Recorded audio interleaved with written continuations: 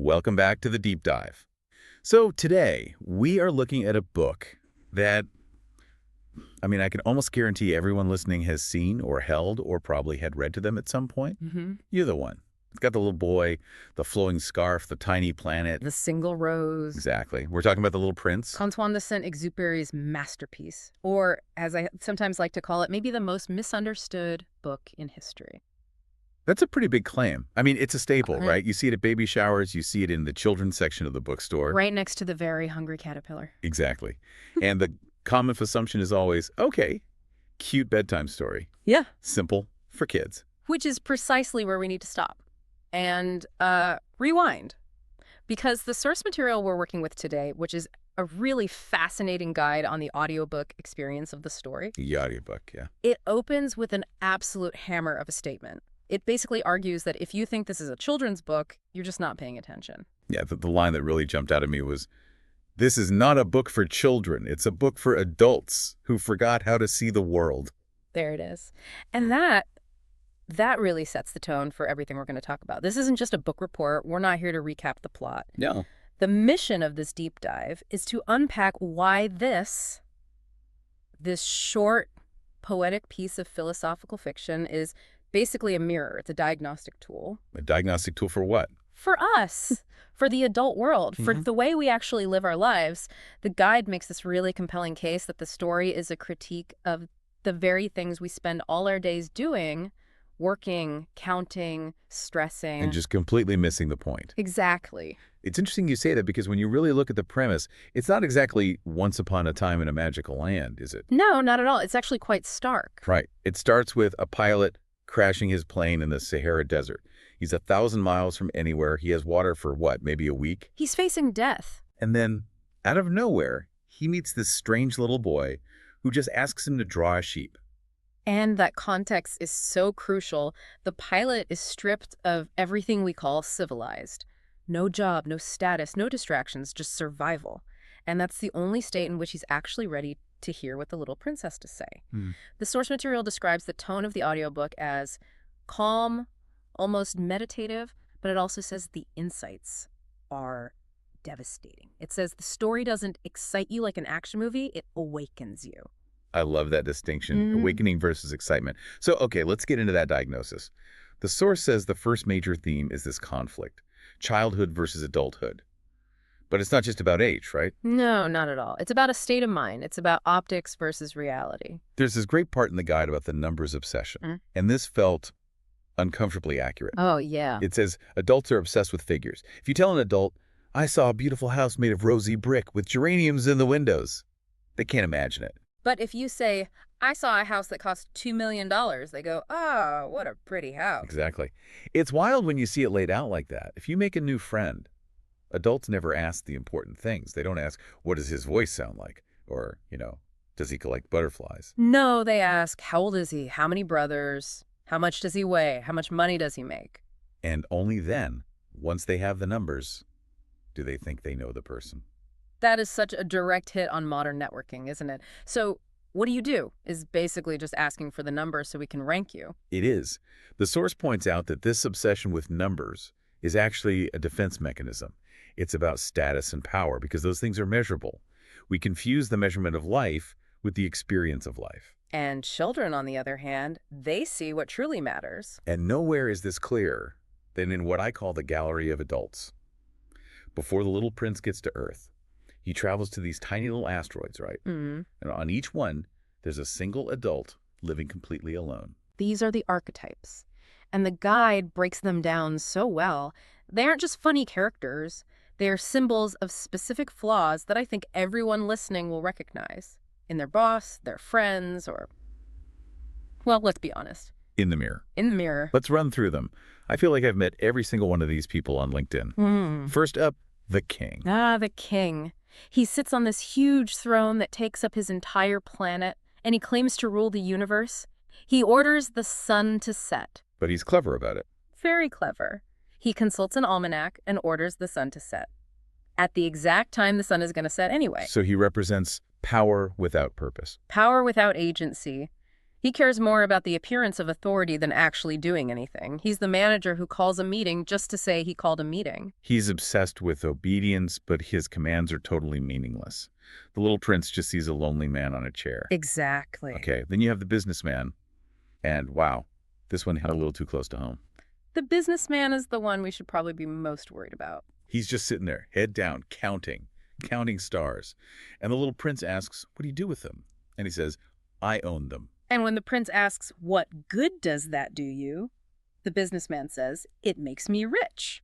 And what good does being rich do? It allows me to buy more stars.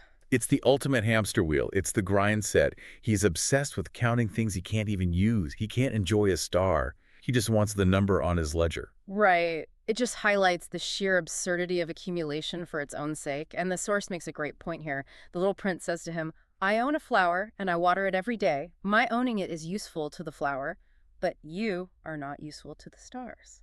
Ouch. You are not useful to the stars. That is a mic drop moment. It is. It totally redefines ownership. Real ownership involves care. If you just have it on a spreadsheet, you don't really have it. Then there's the drunkard. This one is a bit darker, more tragic. It is. The prince asks him why he drinks. He says, to forget. Forget what? To forget that I am ashamed. Ashamed of what? Ashamed of drinking. It's a closed loop. It's the cycle of escaping our problems. And, in a modern context, you don't have to be an alcoholic for this to resonate. It's the shame spiral. It's doom scrolling for hours because you're stressed about work and then being more stressed because you wasted all that time. That is hauntingly accurate. Okay, and finally, the geographer. This one seems harmless at first. He's a scholar. He has big books. But the source points out a fatal flaw. Knowledge without experience. Really? He writes these huge books about maps and oceans and mountains, but when the little prince asks him, does your planet have oceans? The geographer says, I don't know. I am a geographer, not an explorer. I don't leave my desk. He's waiting for someone else to go do the living for him. Exactly. He knows where everything is, but he's never actually seen any of it. It's the difference between, I don't know, reading the Wikipedia page for love and actually falling in love. He's living through data. Yeah. Theoretically. And that all connects back to the synthesis the source mentions.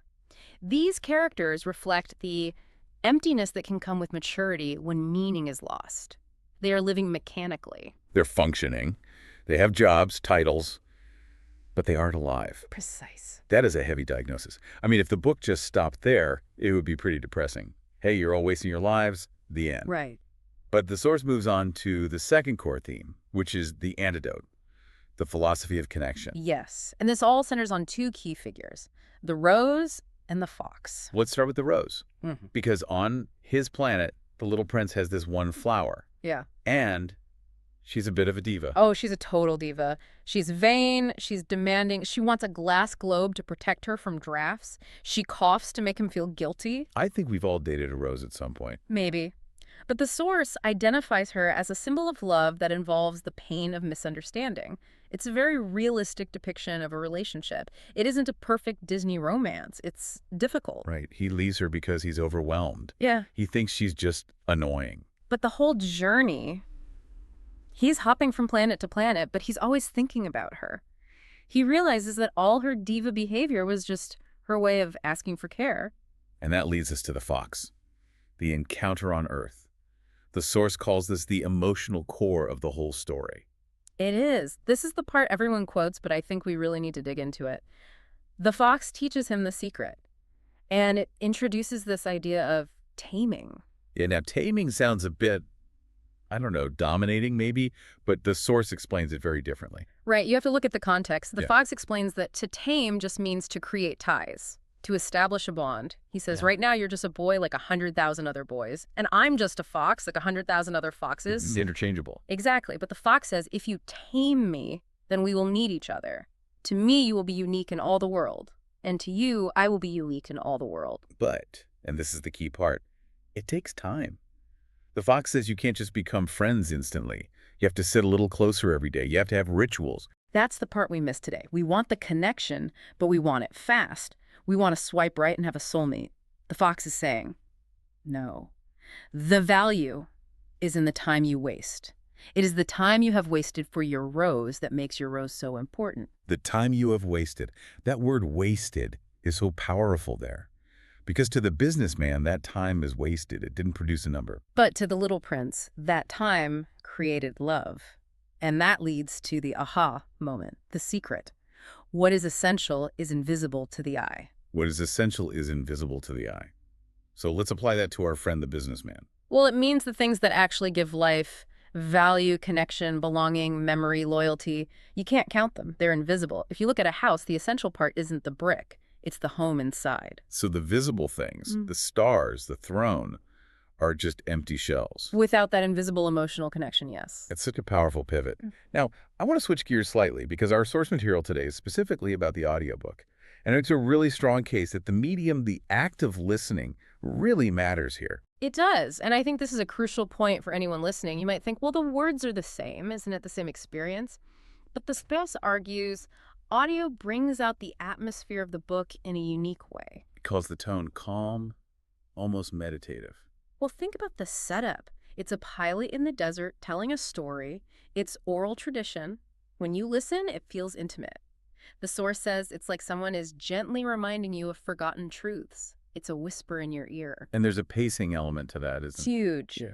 When you read with your eyes, especially now, you skim, you scan, you try to get to the end of the chapter, but audio forces you to slow down. You have to move at the narrator's pace. You have to sit with the silences. That's a great point. The source mentions that the poetic language feels more internal in audio.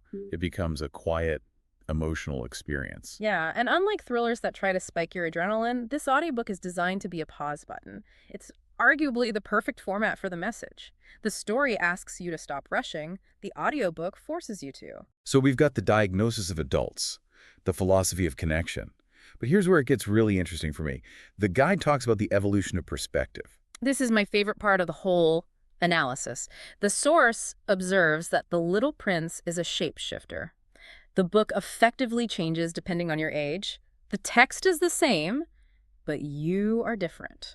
Okay, so break that down. What happens at age 10? At 10, the source says, it feels simple. It's a fairy tale. You like the drawing of the boa constrictor eating the elephant. You think the fox is cute. It's an adventure. Okay, fast forward. You're 30. You're in the thick of your career listening to this on your commute. At 30, the source describes the experience as devastating. Devastating. Wow. It is, but it's accurate. Because by 30, you have likely become one of the adults on the asteroids. You've had a job where you felt like the businessman, just counting things. You felt the vanity of the king. You realize the critique isn't about those silly adults. It's about you. Oof. That hits hard. It's an existential crisis in audiobook form. And then at 50, At 50 or older, the source says it feels profound. You've lived enough to understand the invisible things. You've probably experienced real loss. The lesson of the rose, that love is about responsibility and that loss is the price of connection, it resonates on a much deeper level. It's no longer an accusation, it's a comfort. it really forces some heavy self-reflection. The source lists these questions that the book makes you ask yourself. Have I become too serious? And am I living meaningfully? And the most cutting one, am I living mechanically? Are you just going through the motions, or are you taming a fox?